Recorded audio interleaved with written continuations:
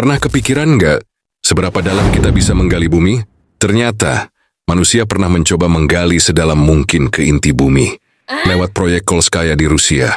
Tapi anehnya, di kedalaman 12 km, pengeborannya tiba-tiba berhenti. Alasannya, suhunya naik jadi 180 derajat Celcius. Lebih panas dari yang diperkirakan. Tapi yang paling bikin merinding, para ilmuwan katanya sempat mendengar suara aneh, seperti jeritan makhluk dari dalam tanah. Sampai sekarang, nggak ada penjelasan pastinya. Kalau kamu bisa ngegali terus, menurutmu, kita bakal nemuin apa di bawah sana?